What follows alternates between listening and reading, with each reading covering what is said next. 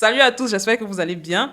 On se retrouve pour une nouvelle vidéo cette fois-ci sur la délégation de pouvoir et la délégation de signature. La délégation de signature, c'est lorsque votre patron, vulgairement votre patron, vous demande d'aller signer un acte pour lui où il ne pourra pas être présent. Du coup, il signe une délégation de signature où vous avez le droit de signer les papiers qu'on va vous donner à cet endroit-là. Vous pouvez juste signer les papiers, vous ne pouvez rien faire d'autre. S'il y a un élément du contrat ou du document à changer, vous ne pouvez pas le changer, vous pouvez juste le signer. Lorsque vous prenez sur vous de changer les éléments du document en question, il y va de votre responsabilité. Alors que lorsque vous signez juste le document, parce que c'est une délégation de signature, avec l'accord du mandant, ça signifie que c'est lui qui est responsable de ce qui va arriver après la signature de ce document. Donc, ne soyez plus entreprenant. En ce qui concerne la délégation de pouvoir, ça se corse un peu plus. Lorsque votre patron vous délègue son pouvoir, par exemple, pour embaucher les gens de l'entreprise, vous pouvez prendre toutes les décisions en rapport avec l'embauche d'un personnel. Et vous êtes responsable de chacune des décisions que vous prenez.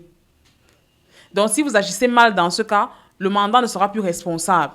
C'est vous qui allez devoir, par exemple, si vous avez fait preuve de violence, quoique même pendant la délégation de signature, tu fais preuve de violence, tu es toujours responsable toi-même.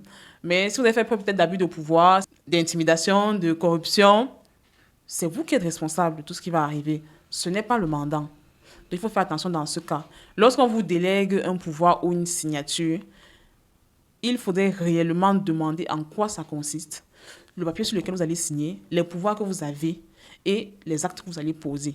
Ça vous évitera aussi de vous mettre dans une situation très désagréable et peut-être devant une situation de licenciement déguisé. Parce que aussi, il y a des personnes qui ont ce genre de délégation. On sait par exemple que celui à qui on a délégué celui à qui on a délégué la signature ou le pouvoir ne sait pas ce qu'il doit faire. On en profite, il commet une erreur et il est licencié. Ça devient une erreur grave, une faute grave et vous êtes licencié. Donc, ce n'est pas à votre avantage. En ce qui concerne les patrons, les employeurs, lorsque vous déléguez, soyez précis.